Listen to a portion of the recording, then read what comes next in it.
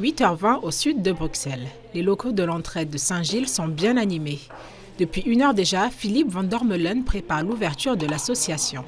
On sert le café dehors pour les personnes sans abri.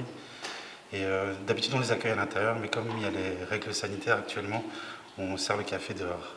L'entraide de Saint-Gilles, qui accueille depuis plus de 40 ans des personnes sans abri ou en situation de précarité, proposera ce matin encore sandwich, lait et café. Le tout sous le regard bienveillant d'une vierge à l'enfant qui rappelle que l'association est liée depuis sa création à l'unité pastorale Saint-Gilles. Tima, Simon, Simon, ça c'est pour toi. Oui, merci. Présents du lundi au vendredi, les salariés du service social connaissent bien les personnes qu'ils accueillent. Venir à l'entraide, c'est l'assurance de passer un moment chaleureux. Cette convivialité a amené José. Disons, c'est agréable. Pour des gens qui sont démunis. C'est pas seulement le fait de boire un café, mais c'est le contact humain. Je suis d'abord venu plusieurs fois, j'ai dormi un peu sous les ponts, ça arrive. Puis j'ai été au Petit Rien, puis j'ai loué un appartement, puis j'ai loué un autre appartement. Et puis bon, je viens ici, voir d'autres gens sortir de chez moi, je ne sais pas, un peu de tout, un peu de tout.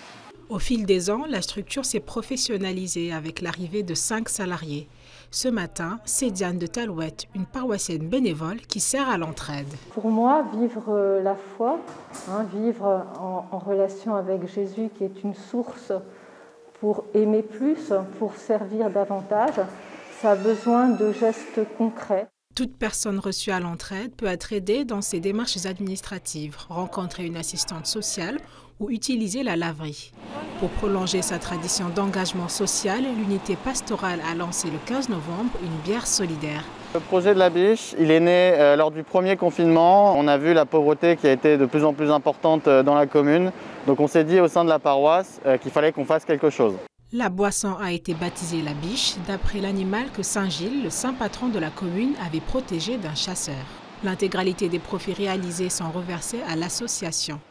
Si la charité est inventive, l'équilibre entre l'action et la contemplation était important aux yeux de l'équipe d'animation pastorale. Le Saint-Sacrement est exposé tous les vendredis, toute la journée, et nous accompagnons les adorateurs et les paroissiens pour vraiment faire ce lien entre Jésus que nous adorons, qui est nu, pauvre, dans l'hostie, dans le Saint-Sacrement, et toutes les personnes que nous pouvons croiser à l'extérieur du parvis très régulièrement dans nos quartiers. Ce projet a été vraiment une belle lumière dans ce temps qui nous mène vers Noël. Au niveau de l'église de Bruxelles, un service solidarité a été créé dans la foulée de l'année de la miséricorde. Marie-Françoise Beauvroul conseille et supervise aujourd'hui les équipes investies dans les 40 projets locaux. Je reprends une phrase de l'évangile, je pense, de saint Matthieu. Jésus vit une grande foule, il fut ému de compassion et il guérit les malades. Ça, c'est le trajet de l'amour évangélique. Alors si on reprend Jésus vit une grande foule, ça c'est déjà tout un chemin. Il faut voir les gars qui débarquent à l'accueil de l'entraide de Saint-Gilles. Il faut les voir, il faut savoir qui sont là. Ça, c'est déjà tout un chemin.